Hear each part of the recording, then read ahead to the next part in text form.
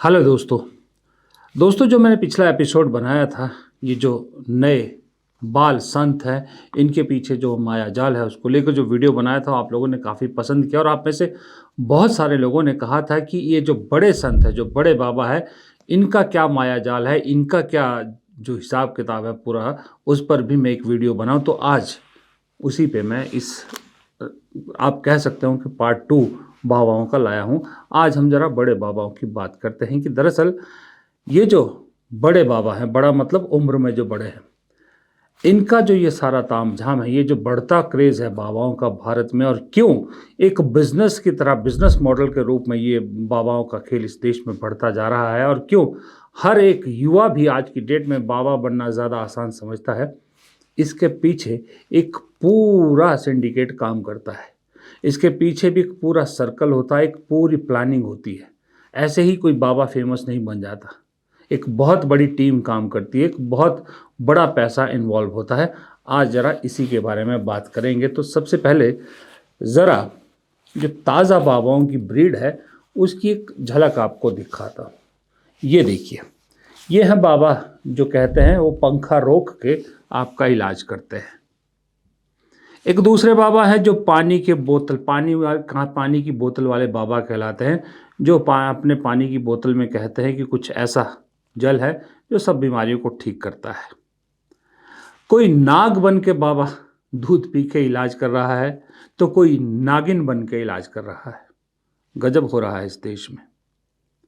कोई हाथ मरोड़ कर इलाज कर रहा है मरीजों का, तो कोई बाबा, ध्यान से देखिएगा इन बाबा को, पासपोर्ट पर खाली उंगलियों से साइन कर रहे हैं और कह रहे हैं कि आपका वीज़ा लग जाएगा।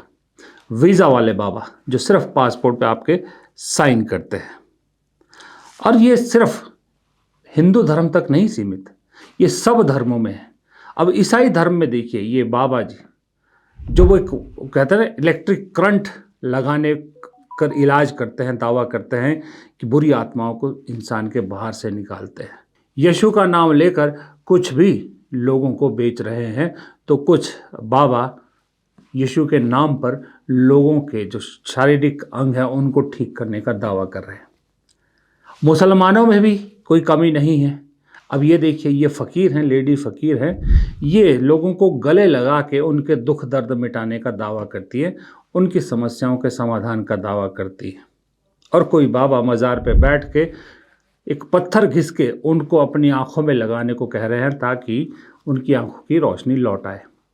ये अक्रॉस द रिलीजन जितने धर्म हैं भारत में, सब में ये फ़िलहाल बूमिंग बिजनेस है।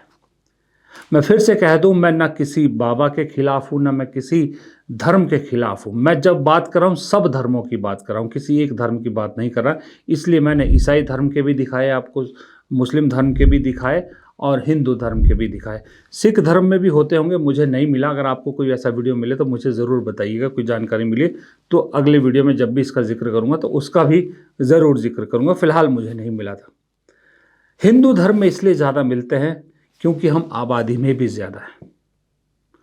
इस देश की 140 करोड़ में से 80% आबादी हिंदुओं की, तो जाहिर सी बात है कि बिजनेस ज़्यादा हिंदुओं में बेहतर तरीके से चलता है। और एक बिजनेस मॉडल को चलाने के लिए इससे बड़ी मार्केट और कहाँ मिल सकती है। ये कभी कभी आपको ऐसा लगेगा, कुछ आप वीडियोस देखोगे तो जो अफ्रीकन कंट्रीज़ हैं ना, वहाँ इस तरह की चीज़ें होती है, तब आपको लगेगा कि ये अफ्रीकन कंट्रीज से मिलता जुलता रिवाज एक भारत में क्यों पनप रहा है, जबकि भारत तो आगे जाना चाहिए। यहाँ इसलिए पनप रहा है क्योंकि हींग लगे न फिटकरी, यहाँ पर रंग चोखा ही चोखा है। ये नई पौध है, जो खुद इस लाइन में नहीं जा पा रहे, जिनको लगता है कि पहले ही बहुत ज़्यादा कंपटीशन है, उन्होंने अब इस लाइन में अपने बच्चों को डाल दिया है। अब बच्चों की पौध उधार दी है उसमें। जिन बच्चों को स्कूल में होना चाहिए, खेल के मैदान में होना चाहिए, उनको डाल दिया है संतों की दुनिया में, यानी संत जो बिजनेस करते हैं। इस चकाचौंध के पीछे बहुत सारे कारण हैं। इस चकाचौंध इस तरफ आकर्षित हो रहे हैं जो युवा, उसकी एक बहुत बड़ी वजह है। मैं आपको चंद एक उदाहरण दिखाता हूँ, जो एक कहते हैं ना हर चीज़ में आगे बढ़ने के लिए रोल मॉडल होते हैं, वो कुछ रोल मॉडल आपको दिखाता हूँ। ये है नित्यानंद। आपको याद तो होंगे ही ये बाबा नित्यानंद, बहुत कंट्रोवर्सी में फंसे, महिलाओं के साथ दुराचार के मामले भी इन पर लगे, तो इस देश से भागकर आज अपना एक अलग देश बनाए बैठे हैं, जिन्हें इन्होंने नाम दिया है यूनाइटेड स्टेट्स ऑफ कैलासा। बाकायदा इन्होंने तो यूनाइटेड नेशन में अपनी रिप्रेजेंटेटिव भी भेजी थी। ये चेहरा याद है आपको? ये देखिए, ये थी जो नित्यानंद के कैलासा देश की रिप्रेजेंटेटिव बन के एक बार यूनाइटेड नेशन के ऑफिस में पहुंच गई थी। उनके जो है मीटिंग में हिस्सा लिया था और कहा था कि मैं कैलासा की ब्रांड एम्बेसडर हूँ, जबकि बाद में यूनाइटेड नेशन ने क्लियर किया कि ये एक एनजीओ कह के शामिल हुई थी। दावा किया जाता है कि नित्यानंद के इस देश में जो आइलैंड है, इक्वाडोर के पास है, इन्होंने आइलैंड खरीदा है पूरा, वहाँ पर 20 लाख के आसपास आबादी है। हालांकि ये दावा तो 2 करोड़ का करते हैं, लेकिन 20 लाख के आसपास की आबादी मानी जाती है। ये है नित्यानंद। फिर ये देखिए दूसरे बाबा, नाम भोले बाबा उर्फ नारायण साकार। जुलाई में इन्होंने उत्तर प्रदेश के हाथरस में एक समागम किया। परमिशन थी 80,000 लोगों की, लेकिन लोग आ गए 1.5 लाख के आसपास। हुआ क्या? भगदड़ मची और 121 लोगों की जान चली गई। मजाल है बाबा जी पर आंच भी आई हो। बाबा जी आज भी खुले में चौड़े में घूमते हैं, कोर्ट में भी पेश होते हैं तो नेताओं की गाड़ियों में आते हैं। एफआईआर में नाम तक नहीं है इनका। 28 साल पहले ये पुलिस में हुआ करते थे। सुना है इन पर भी एक दुराचार का मामला है। तब उन्होंने एक रचा था कि इन्होंने कहा था कि मैं मृत लड़की, जो कैंसर से मृत लड़की है, उसको भी जीवित कर सकता हूँ, जो जाहिर सी बात है जो नहीं हो सकता था। फिर कुछ दिनों बाद जब गड़ी सड़ी लाश की बदबू आने लगी तो लोगों ने शिकायत की, लेकिन बाबा को नाम चाहिए था। धीरे धीरे धीरे हमारे यहाँ पर अफवाह तो ऐसे फैलती है जैसे आग भी उससे कम तेज़ी से फैलती है, और बाबा मशहूर हो गए। आज बाबा दावा करते हैं कि बाबा जिस ज़मीन से गुजरते हैं, जिस मिट्टी को वो छूते हैं, वो मिट्टी अमृत बन जाती है, और उसी मिट्टी के चक्कर में लोग टूट पड़े उस दिन उस रास्ते पर जहाँ से वो गुजरे, और भगदड़ मच गई। 121 लोग अपनी जान गंवा बैठे। तीसरे हैं ये जाकिर नायक, नाम तो सुना ही होगा। इस वक्त पाकिस्तान में बैठे हैं, 2016 से भगौड़े हैं। जाकिर नायक भी अपने आप को मुस्लिम प्रीचर कहते थे, मुसलमानों का माइंड वॉश करने का काम करते थे। दरअसल ये इनडायरेक्टली मुस्लिम जो धर्म है उसको भी फॉलो नहीं करते थे, ये अपना धर्म अलग से ही मानते हैं। भारत में मुस्लिम प्रीचर बन के लोगों को भाषण देते थे और पीस टीवी के नाम से अपने चैनल चलाया करते थे। अल्टीमेटली जब इनकी पोल खुली तो देश से भाग गए। इन पर आरोप है टेरर फाइनेंसिंग के, यानी आतंकवाद को इन्होंने पैसा मुहैया करवाया, हेट स्पीच, और ना जाने कितने ही मामले हैं। बहुत से देशों ने तो इनकी एंट्री पर बैन लगा रखा है, हिंदुस्तान, श्रीलंका, बांग्लादेश, कनाडा। ये अब मलेशिया के नागरिक हो गए हैं और आजकल भारत के सबसे बड़े दुश्मन देश पाकिस्तान में घूम रहे हैं बाकायदा। नाम कैसे हुआ इनका? लोगों ने इन्हें ब्लाइंडली फॉलो करना शुरू किया। ये कुछ नाम है इस तरह के। अब आप इसमें बहुत सारे नाम ले सकते हैं, जिसमें राम रहीम का नाम ले सकते हैं, आप आसाराम का नाम ले सकते हैं, सात गुरु का नाम ले सकते हैं। बहुत सारे बहुत एक दुनिया है जिसमें पूरी की पूरी जो एक इस तरह के कंट्रोवर्शियल है। लेकिन कुछ है अभी भी जो कंट्रोवर्सी तो है, लेकिन इतनी बड़ी कंट्रोवर्सी में नहीं, जो एक यंग पौध है, जिस पे आप बागेश्वर धाम वाले बाबा जी को ले लीजिए, या फिर आप वो जो जया किशोरी है, या फिर अनिरुद्धाचार्य जी हैं, इन सब को ले सकते हैं। और हाँ, इन बाबाओं का एक स्टाइल देखिए। मैं आपको एक छोटा सा दिखाता हूँ। एक अनिरुद्धाचार्य देखिए, एक छोटे बच्चे से, एक किशोर से कैसा सवाल पूछ रहे हैं और क्या उसके दिमाग में डाल रहे हैं। ज़रा ये सुनना आपको बहुत ज़रूरी है, सुनिए। तो आप पढ़े लिखे हो? हाँ। तो बताओ फिर 70 में क्या जोड़ा कि 17 हो जाए?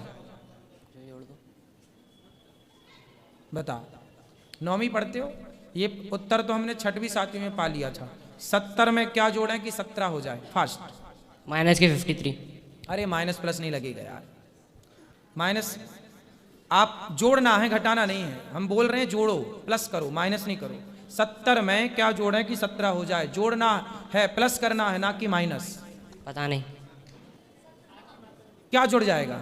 पता नहीं। हिंदी से लिखो 70 और फिर हिंदी से लिखो 17, आ की मात्रा जुड़ जाएगी। 70 में क्या जोड़ दें कि 17 हो जाए, आ की मात्रा जोड़ दो, हो जाएगा 70 17, आ की मात्रा। देखो पढ़ा लिखा होना जरूरी है, नहीं पढ़ोगे तो ऐसी चुपचाप रहोगे। अब आते हैं उस असल मुद्दे पे कि जो मैं कह रहा हूं कि इस धंधे के पीछे का सिंडिकेट क्या है। हमें लगता है कि ये बाबाओं का कल्चर, आपको वीडियो भी ज़्यादातर ऐसे ही मिल रहे होंगे कि एक कल्चर बाबाओं का क्यों फैला। दरअसल एक अगर आप इसके पृष्ठभूमि में जाएं तो भारत हमेशा साधु संतों का देश रहा है, इसमें कोई शक नहीं है। जब से हिंदू धर्म बना है तब से लेकर हम साधु संतों को फॉलो करते हैं, उनका जो है वो बात मानते हैं, या पे इन्हें मानते आए हैं। साधु संतों का जो प्रचलन है सदियों से चल रहा है और आज भी चल रहा है, लेकिन साधु संतों के समाज का कमर्शलाइजेशन पिछले कुछ सालों में हुआ है, खास करके 20 30 40 सालों में। ये साधुओं के पीछे, साधु संतों का जो ये समाज है, इसको कमर्शलाइज करने के पीछे सबसे बड़ी वजह है कि जो लोगों की समस्याएं हैं वो उसको व्यापारीकरण में बदला इन नए युग के बाबाओं ने। 1991 से पहले लोगों की सबसे बड़ी समस्या थी गरीबी। उनको समझ नहीं आता था कि वो अपने दुखों का निवारण कहाँ करें, तो इन बाबाओं की शरण में चले जाते थे। लेकिन 1991 के बाद जब भारत में बाजार खुला तो लोगों को नौकरियां मिलने लगी, लोगों के पास पैसा तो आ गया। तब इन बाबाओं को लगा कि अब पैसा भी खुल गया है मार्केट में, क्यों ना उस पैसे का दोहन किया जाए, क्यों ना लोगों के सेंटिमेंट्स का इस्तेमाल करके उसे अपने फ़ायदे के लिए इस्तेमाल किया जाए। तब पैदा होते हैं बाबा रामदेव, बाबा आसाराम, बाबा साध गुरु, बाबा राम रहीम, इस तरह के, जिन्होंने लोगों को ज्ञान बांटा। वो जो हम अक्सर स्कूलों में पढ़ते हैं बहुत सारी चीज़ें, तो वही अपने भाषा में, लहजे में, भजन के साथ मिला के परोसा। लोगों को लगा कि ये तो बहुत शांति वाला है, और साथ ही लोगों से दान करने की अपील करते रहे और ये कहते रहे कि माया में ना फंसे, लक्ष्मी के पीछे ना जाएं, लेकिन खुद उसी लक्ष्मी के पुजारी बन के बैठ गए। ये धंधा चला और इस धंधे ने इतनी कामयाबी हासिल की कि आज की युवा पीढ़ी को लगा कि ये सबसे बढ़िया है। जब बागेश्वर जैसा जो इंसान है वो 26 साल की उम्र में इतना पॉपुलर हो सकता है, तो लोगों को लगा कि फिर इस धंधे में क्या है। इसलिए आज आपको गली मोहल्ले में हर जगह एक इस तरह के, कोई नाग बाबा, कोई पासपोर्ट बाबा, इस तरह के चीज़ें दिख रही है। अब इसका एक सिस्टम समझने की बात करता हूँ मैं, जिस पर असल मुद्दे पे आना ज़रूरी है। देखिए, ये जो बाबाओं का धंधा है, ये धीरे धीरे धीरे कैसे बदला, इसका एक तरीका मैं आपको बताता हूँ। एक वक्त था जब ये बाबा, साधु, संत या ज्योतिषी अपना प्रचार करने के लिए टीवी का इस्तेमाल करते थे। मैं जिन जिन चैनलों में काम किया, अक्सर सबसे पहले जो हमारे पास स्पॉन्सर्ड प्रोग्राम आता था, ऐड आती थी, वो इन्हीं बाबाओं या ज्योतिषियों की तरफ से आती थी, जो कहते थे कि आप हमें एक पर्टिकुलर सुबह का एक स्लॉट दे दीजिए, टाइम स्लॉट दे दीजिए, उसकी पेमेंट हम आपको करेंगे। अपने वीडियो खुद ही ये रिकॉर्ड करते थे, खुद ही एडिट करके भेजते थे, बस एक टाइम स्लॉट खरीद लेते हैं, चैनल चाहिए, और उसमें प्रोग्राम चलाते थे। वहाँ से ये काम शुरू हुआ। लेकिन सब ने अपनी अपनी एक जो स्पेशलाइजेशन ढूंढी। जैसे आसाराम जी ने ढूंढी कि किस तरह से लोगों को जो है वो लोगों की भावनाओं को एक तरह से सहलाने वाला उनका प्रवचन होता था, उन्होंने वो ढूंढी। और भी बहुत सारे लोगों ने इस तरह की ढूंढी। बाबा रामदेव को लगा कि नहीं, ये फील्ड में कंपटीशन थोड़ा ज़्यादा है, तो उन्होंने अपनी एक कला को अपने प्रवचन के साथ जोड़ के या साधु वेशभूषा के साथ जोड़ के बेचना शुरू किया। वो था योग। रामदेव का योग और उनके शिविर ऐसे पॉपुलर हुए क्योंकि रामदेव लगातार टीवी पे आ रहे थे। फिर रामदेव ने अपने ही टीवी चैनल जो है वो खरीद लिए या लॉन्च कर लिए, जो भी है। लेकिन रोज़ सुबह घर घर में बाबा रामदेव देखे जाने लगे। जहाँ बाबा रामदेव नहीं दिखते थे वहाँ आसाराम दिखते थे, जहाँ आसाराम नहीं दिखते थे वहाँ राम रहीम दिखते थे। इस तरह की चीज़ें दिखते थे। फिर राम रहीम ने तीसरा रास्ता चुना। उन्हें लगा कि क्यों ना बाबा को एक सुपर हीरो के तौर पे पेश किया जाए। तो वो दिन में प्रवचन भी देता है वो बाबा, लेकिन वो फिल्मों में भी काम करता है। फिल्मों में हर काम करता है, डायरेक्टर, प्रोड्यूसर, एक्टर, डांस भी करता है, स्पोर्ट्स में भी जाता है, शूटिंग भी करता है, सब कुछ करता है। यानी उन्होंने अपना एक ऐसा ऑरा बनाया लोगों के सामने कि सर्वगुण संपन्न हैं राम रहीम जी, इसीलिए गुरु है। इस तरह सब ने अपना अपना एक बिजनेस मॉडल चुना और उसको आगे बढ़ाया। लेकिन वक्त बदला, टीवी चैनलों का दौर खत्म होता गया, ये रिलीजियस चैनलों का दौर खत्म होता गया और जगह ले ली सोशल मीडिया ने। अब सोशल मीडिया, टीवी में आपको पैसे भी देने पड़ते थे, सोशल मीडिया मिल गया फ्री का प्लेटफॉर्म। अब इसको भुनाना था। तो जहाँ पहले जब टीवी पे चलते थे तो एक कैरेक्टर होता था मैनेजर, जो मैनेज करता था बाबा जी और टीवी चैनल के बीच की चीज़ों को, वो तालमेल बनाए रखता था। फिर एक होता था प्रोडक्शन मैनेजर, जो बाबा जी के वीडियोस की प्रोडक्शन करता था, उसकी एडिटिंग वगैरह सारा करता था। और एक होता था ओवरऑल मैनेजर, जो बाबा जी को जो टीवी से पब्लिसिटी मिल रही है उसको बिजनेस में कैसे कन्वर्ट करना है, कैसे बाबा जी के शिविर लगातार बढ़ाने हैं, बड़े बड़े शिविर आयोजित करने हैं, कैसे वहाँ उसमें लोग लाने हैं, कैसे उसको पब्लिसाइज करना है, सारी चीज़ें देखता था। यानी 3 मैनेजर होते थे। लेकिन जब सोशल मीडिया का दौर आया तो उसमें एक और जुड़ गया, वो है इवेंट मैनेजर। यानी कि बाबा जी के हर काम को एक इवेंट की तरह प्रस्तुत किया जाए। जैसे आप पहले हम देखते थे ना कि फिल्म अवार्ड होते थे, जैसे फिल्म फेयर अवार्ड हो गया या कोई और अवार्ड हो गया या कोई बड़ा इवेंट होता था। आज की डेट में बाबा का हर शिविर एक इवेंट के रूप में पेश किया जाता है। इवेंट मैनेजर आज सबसे इम्पोर्टेंट हो गया है कि जितना बेहतरीन तरीके से पैकेजिंग करके बेचेगा उतना ही माल बिकेगा और उतना ही बाबा जी बड़े होंगे। ये इवेंट मैनेजर ना सिर्फ इन तक सीमित रहे, ये जो बाल संत आए हैं जिनका मैंने पिछले एपिसोड में जिक्र किया था, इनके साथ भी इवेंट मैनेजर जुड़ गए हैं। ये इवेंट मैनेजर बताता है कि किस तरह से सोशल मीडिया के लिए रील बनाई जाए, किस तरह से फेसबुक के लिए रील बनाई जाए, किस तरह से इंस्टाग्राम के लिए रील बनाई जाए, किस तरह से ट्विटर जो है वो हैंडल किया जाए, किस तरह से बाबा जी आएंगे, किस तरह से रहेंगे, क्या कहेंगे, क्या खाएंगे, क्या पिएंगे, कहाँ जाएंगे, कैसी वेशभूषा होगी। ये सब एक पूरी टीम है जिसमें प्रोडक्शन मैनेजर, इवेंट मैनेजमेंट वाला manager, public relation manager, sales manager, marketing manager, ये सारे एक, आप ये मान के चलिए कि कम से कम 50-60 लोगों की टीम होती है इन बाबा जी के पीछे जो काम करती है सारी। ये जो आप शिविर देखते हैं इन बाबाओं के, वो शिविर तो एक मुखौटा आप समझ लीजिए, या आप कह लीजिए जिस तरह से हम शोरूम्स में देखते हैं ना कि मैनिक्विन्स कपड़े पहन के बाहर खड़े होते हैं, वो है। असल दुकान का माल तो अंदर है। असल तो माल ये है कि उन शिविरों के ज़रिए जो सोशल मीडिया पे पॉपुलैरिटी बढ़ती है, वो है असल खेल। और उस असल खेल के ज़रिए फिर अगला निशाना होता है विदेशों में शिविर लगाना। विदेशों में शिविर लगाओ तो जाहिर सी बात है कमाई फिर डॉलर्स में होती है, यूरोज़ में होती है।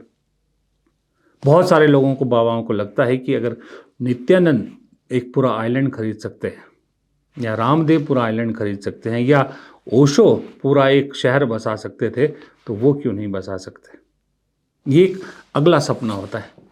और फिर एक इमेज भी तोड़ी इन आज के बाबाओं ने, जो बाबा रामदेव ने जैसे जो है वो गेरुआ पहना, या आसाराम का जो पहनावा है, या और जो पहनावा है, आज के इन लोगों ने, युवा बाबाओं ने वो तोड़ा, जिसकी जया किशोरी एक तरह से आप कह सकते हैं फ्लैग बेयरर है, जो मॉडर्न कपड़े पहनती है। मतलब बहुत मॉडर्न नहीं, मतलब साधुओं और साध्वियों के कपड़ों से दूर, महंगे जो है वो शौक़ रखती हैं, महंगे पर्स लेती हैं, महंगे फ़ोन लेती हैं, महंगी गाड़ियों में घूमती है, और कहती यही है वो भी कि लक्ष्मी के पीछे मत भागो। ये होता है दूसरा स्टेप इन बाबा और साध्वियों का। इनका तीसरा स्टेप जो इन्हें अल्टीमेटली इनकी टीम सपने दिखाती है। और इस दौर में तो खास करके पिछले 10 साल में वो सपने साकार होते भी दिखे हैं। वो है राजनीति में आपकी एंट्री, पावर। यानी आपके हाथ में मनी भी है, आपके हाथ में फेम भी है, अब आपको क्या चाहिए? पावर। योगी आदित्यनाथ मुख्यमंत्री बने, बहुत सारे साधु संत जो अपने आप को कहते थे योगी कहते हैं, मठों के लोग हैं, वो कोई विधायक बनता है, कोई सांसद बना, प्रज्ञा ठाकुर सांसद बनी, बहुत सारे नाम हैं जिनको मैं ले सकता हूँ। इनके देखा देखी सनातन धर्म का सहारा लेकर आज की डेट में हर बाबा अपने आप को संसद के अंदर देखना चाहता है या विधानसभा के अंदर देखना चाहता है, यानी पावर सेंटर के नज़दीक चाहता है। वो चाहता है कि फेम और पैसे के अलावा अब मुझे पावर ज़रूरी है, और ये उनके आसपास के लोग उन्हें सपना दिखाते हैं कि आप इसी फेम के सहारे आराम से सांसद विधायक बन सकते, फिर मंत्री भी बनेंगे, यानी आपको पैसे और फेम के साथ साथ पावर भी मिल जाएगी, लाल बत्ती भी मिल जाएगी। ये अल्टीमेट गोल होता है इन साधुओं का, इन बाबाओं का। साधुओं नहीं, माफ़ कीजिएगा, साधु नहीं कहूँगा मैं, साधु तो वो है जो तपस्या करते हैं। इन बाबाओं का साधु आज भी राख माथे पे लगाए नंगे पांव चलता आपको दिखेगा। वो भूखा होगा, आपसे अन्न मांगेगा, लेकिन आपसे पैसा नहीं मांगेगा। साधु आपसे फालतू की बात नहीं करेगा, आप सवाल पूछेंगे जवाब देगा। वो जमावड़ा लगा के रोज़ अपनी दुकान नहीं खोलता। लेकिन ये है बाबा, अपने आप नाम के आगे बाबा लगाते हैं। मुझे नहीं मालूम बाबा की पदवी कैसे मिलती है, लेकिन जो ये बाबाओं की दुकान चल रही है, इस दुकान का सबसे बड़ा आज की डेट में कारण है कि उन्हें ये मालूम है कि अगर वो हिंदुओं के बीच में है तो सरकारी समर्थन उनके साथ है। आपको कुछ भी तकलीफ हो तो आप सनातन धर्म का सहारा लेकर बच सकते हैं। रही बात क्रिश्चियंस और मुस्लिम्स की, तो मुस्लिम्स को ऐसा लगता है कि मुस्लिम फ़िलहाल इस देश में अपने आप को जो है वो डरा सा महसूस पा रहे हैं, तो इसलिए ये जो फ़कीरी के नाम पर उन्हें उनके डर को और बढ़ाने की कोशिश कर रहे हैं, उनके पास बीच में जाके उन्हें अपने साथ जोड़ने की कोशिश कर रहे हैं। और क्रिश्चियंस अपनी माइनॉरिटी का फ़ायदा उठाकर लोगों को अपनी तरफ करते हैं, और साथ ही जो गरीब दूसरे धर्मों के जो गरीब लोग हैं उनका कन्वर्जन करके, उन्हें कन्वर्ट करके जो पैसा मिलता है इनकी संस्थाओं के ज़रिए, उस पैसे का इस्तेमाल अपने फ़ायदे के लिए भी कर रहे हैं और कुछ उन लोगों को देते हैं। एक तरह से आप ये कह सकते हैं कि बहुत से राज्य में आपको ऐसी रिपोर्ट्स मिलेगी कि ये लोग, ये जो ईसाई बाबा हैं, ये लोग अपने शिविरों में या अपने कैंप्स में कन्वर्जन के लिए भी लोगों को प्रेरित करते हैं। और जो दुखी होगा आदमी, जिसको किसी समस्या का इलाज नहीं हो रहा, वो अल्टीमेटली हार जाता है, थक जाता है कि ठीक है, मैं कन्वर्ट होने के लिए तैयार हूँ अगर मेरी समस्याओं का समाधान होता है। ये सारे बाबा बहुत अच्छी तरह से जानते हैं कि दिन भर में 1000 लोग अगर आपके पास आ रहे हैं तो 999 को बेशक कोई फ़ायदा ना हो, अगर एक को भी फ़ायदा हो गया, गलती से कहीं तुक्का लग गया, तुक्का भिड़ गया, तो वारे न्यारे हैं। और जो 999 हैं जिनका कुछ नहीं होगा, वो सवाल पूछने वापस आने वाले नहीं हैं। उस एक जो जिसका तुक्का फिट बैठेगा, उस एक के सहारे और 9999 आ जाएंगे। वो जो 999 नहीं आएंगे, उनका खामियाजा या उनका घाटा ये पूरा कर देंगे। ये सबसे बढ़िया, एक सबसे आसान तरीका इनको लगता है कि लोग क्यों सवाल नहीं पूछते। डरते हैं लोग वापस आने से कि अगर मैं सवाल पूछूंगा तो ऐसा ना हो कि वहाँ जो पब्लिक उन पे विश्वास करती है वो मुझे हार्म कर दे या मेरे साथ कुछ दुर्व्यवहार कर दे। और दूसरी बात, हम हिंदुस्तानियों की एक आदत भी होती है कि छोड़ो यार, अब एक बार चले गए, नहीं हुआ तो नहीं हुआ, कुछ और देख लेंगे। छोड़ो यार का जो एटीट्यूड है, इसकी वजह से भी इन सब की दुकानें चल रही है। और ये सब धर्मों में, फिर कह रहा हूँ मैं, हिंदू धर्म हो, चाहे ईसाई धर्म हो, चाहे मुस्लिम धर्म हो, चाहे सिख धर्म हो, सब में खूब दबा के ये धंधा चल रहा है। और इस धंधे का रुकना सिर्फ और सिर्फ एक चीज़ पे निर्भर करती है, वो है कि हमारे देश में जो पढ़े लिखा वर्ग है वो कितना बढ़ता है। यानी शिक्षा पे सारा डिपेंड करता है। जैसे जैसे हमारे देश की शिक्षा बढ़ेगी वैसे वैसे इन बाबाओं का धंधा बंद होगा, वरना ये बाबाओं का धंधा अभी तो इस तेज़ी से बढ़ा है, आने वाले टाइम में और ज़्यादा तेज़ी से बढ़ सकता है। इसलिए ज़रूरी है, सरकार से गुजारिश करूँगा कि लोगों की शिक्षा पर, मुझे लगता है हर चुनाव शिक्षा के मुद्दे पर होना चाहिए, हर बजट का सेंटर शिक्षा होना चाहिए और हर स्कीम का सेंटर शिक्षा होना चाहिए। शिक्षा के साथ ही सब कुछ जुड़ा है। अगर आपकी शिक्षा व्यवस्था सही होगी तो आपकी हेल्थ व्यवस्था भी सही होगी, आपका कानून व्यवस्था भी सही होगी, आपकी जो है वो दूसरी समस्याएं जो है वो भी सही होंगी। हर चीज़ शिक्षा से जुड़ी है। अगर आपका बच्चा शिक्षित है तो आपकी महिला सुरक्षित है, आपका बेटा अगर शिक्षित है, महिला सुरक्षित है, क्योंकि शिक्षा ही बेटे को सिखाती है कि महिलाओं का सम्मान कैसे किया जाता है। अगर आपके घर की माँ या घर की औरत मुखिया शिक्षित है तो वो पूरे घर को शिक्षा का महत्व समझा सकती है, वो कभी इन बाबाओं के चक्करों में नहीं पड़ेगी। इसलिए अहम है, इस देश को इन बाबाओं के जाल से बाहर निकालना है तो राजनीति को किनारे करके, राजनीतिक फ़ायदा ना देखते हुए लोगों को शिक्षा की तरफ मोड़ना चाहिए। फिलहाल इस एपिसोड में इतना ही। अगर आपको एपिसोड पसंद आया हो, फिर कहूँगा अगर आपको पसंद आया हो तो मेरे चैनल को सब्सक्राइब ज़रूर कर लीजिए अगर आपने अब तक सब्सक्राइब नहीं किया है। वीडियो पसंद आए तो लाइक भी कीजिएगा, लाइक बटन दबाइएगा, शेयर कीजिएगा और कमेंट बॉक्स में अपनी राय ज़रूर दीजिएगा, लेकिन चैनल को सब्सक्राइब करना मत भूलिएगा। Good bye.